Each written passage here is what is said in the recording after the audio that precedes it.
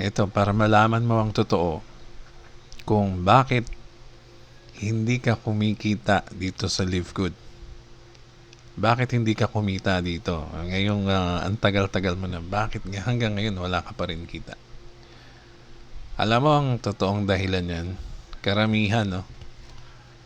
Karamihan sa sa mga naging member dito na hindi kumita. Alam niyo kung bakit? Unang-una naniwala ka doon sa taong nag-recruit sa'yo. Maaring yung taong nag-recruit sa'yo ay mali ang nasabi. Or na-hype ka, no? Nadala ka sa hype. Naniwala ka sa kanya, no? Siyempre, sino ba naman ang sasalihan mo? Yung tao na paniniwalaan mo, no? So, naniwala ka sa kanya, pero pareho kayo or hindi mo alam na mali pala yung sinasabi niya. Ano ba yung mga sinasabi ng mga nagre-recruit dito kadalasan? Unang-una, ayan, bali, alam naman natin lahat yung spillover na yan, no? Yan ang unang-unang binibida nun, no? Spillover. Spillover, yan. Yan, sulat na natin yan. Una yan ang bidang-bida, no? And then, dumating ang 6 months, dumating ang 1 taon. Anong nangyari nga? Wala o kakapiranggot na spillover ang dumating sa'yo, no? So, wala kang kinita. So, dahil ikaw, naniwala ka, no? I-spillover kita. I-spillover ka na. Malakas ako, okay? Madami akong recruit, masipag ako. Ganyan, yung mga ganyan, mga binibitawan nila. Siyempre, ibibida nila yung sarili nila para sa kanila ka sumali, no? So, ngayon, ikaw, asang-asa sa spillover na inabot na ng 6 months ang 1 year. Hanggang ngayon, nakanganga ka, no? O, pangalawa, napaniwala ka ni Upline na magkakaroon kayo ng teamwork, no? Teamwork, okay? O, sumali ka sa team namin dahil pag sa team ka namin sasali, ay hindi ka namin papabayaan. Okay, yan team na yan, kalimutan nyo na yan. Hindi ito design para umasa ka sa team. Maniwala ka sa akin. Ito ay individual effort. Merong teamwork na pwedeng gawin, no? Na mangyayari dyan. Pero hindi mo dapat asahan ang team. Hindi ang ka-team mo. Hindi mo dapat asahan yan. Babagsak at babagsak pa rin na kailangan mo ng sarili mong effort, no? Kasi ito ay design para sa mga kumikilos, no? Design para sa mga may pangarap, may design para sa mga gusto mabago ang buhay, no? Na kailangan mo talaga gumalaw, no? So yung sarili mong effort ang kailangan diyan. Huwag kayong aasa sa kahit kanino, kahit kay upline or sa team, no? Hindi yan ang magpapayaman sa'yo. O, sino magpapayaman sa'yo? Sarili mo pa rin. Ikaw pa rin, no? Yan ang sinasabi ko dito. Itong system na to ay mas papabor doon sa mga gumagalaw o gumagawa ng paraan para lumago dito sa negosyo na to. So, sariling effort. Okay, ano pa? Bakit ka hindi kumikita dito?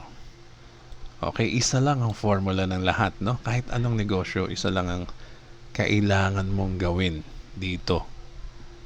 Lalo na sa Live Good. O, hindi lang sa Live Good, ha? Kahit anong negosyo, pag wala ka nito, ay hindi ka talaga kikita or aasenso. Kahit anong negosyo yan. Pero sabihin ko na sa inyo, sa Live Good, ang nawawala sa iyo kaya hindi ka kumikita ay yung pagiging consistent, no? Hindi ka consistent. Ay, teka. Yan. Yung pagiging consistent ay napakahalaga yan sa negosyo, no? Lalo na dito sa Live Good.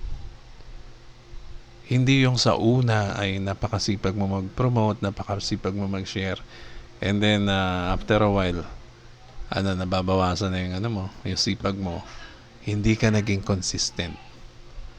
Ang pagiging consistent, kung paano ka nag-start sa umpisa, no? Kung gaano ka ka-excited dyan sa umpisa, kung gaano ka ka-excited, no? Ganyan, exclamation mark, oh. Wow, ang ganda ni Live Good. Okay? Inabot ka ng 1 taon, no? Inabot ka ng 1 taon, dapat ang attitude mo ganun pa rin. Consistent ka pa rin, no? Alam mo na maganda pa rin si Live Good. Hindi magbabago yan. Kung gaano ka ka-excited nung una, okay, kung gaano ka ka-excited nung una, ganun ka pa rin hanggang ngayon. So, dapat consistent or consistency, no? So, kung nag-share, nagpo-promote, gumagawa ka ng landing pages para mag-share ng video ng iba, gamit ang website natin, no? Importante yung consistency. Lahat ng negosyo, lalo na dito sa Live Good, no? Dahil ito ay sarili mo ang magpapayaman sa iyo, yung sarili mong sikap, no? Wag kang umasa sa iba. Okay? At maging consistent ka. Tandaan mo 'yan, no? So, paano ba maging consistent? Hindi mag-share, mag-post, mag-promote, no? Wala namang ibang paraan, no? Halos lahat naman ng negosyo yan din ang ginagawa, nagpo-promote ng business nila, di ba? So, isa itong website natin as tool na pwede nyong gamitin, maging consistent ka.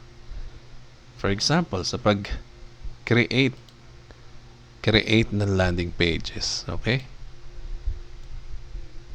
Kung sa una kung nagagawa ka niyan, bakit ka hihinto? Yan lang naman talagang yan ang isa sa pinaka-importante mong ginagawa, yung nag-share, no?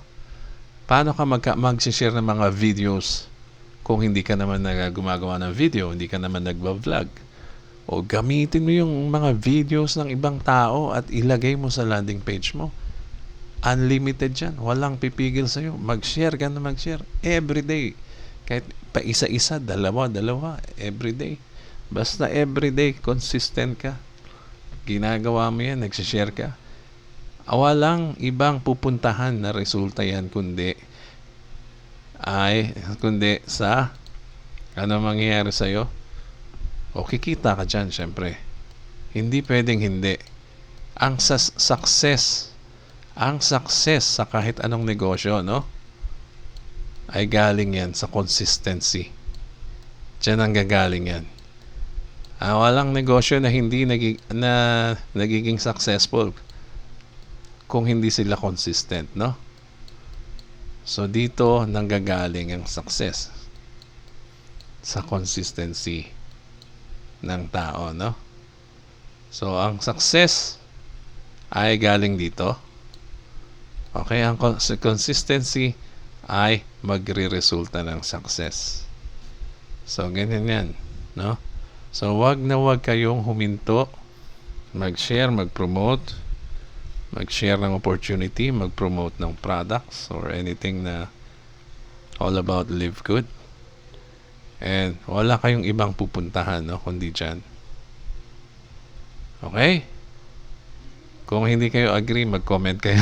Kung agree kayo, mag-comment din kayo, no? I-like niyo itong video or mag-subscribe din kayo. Mas maganda, okay? Maraming salamat po. Yan lang po muna. Ito po si Edgy Garcia.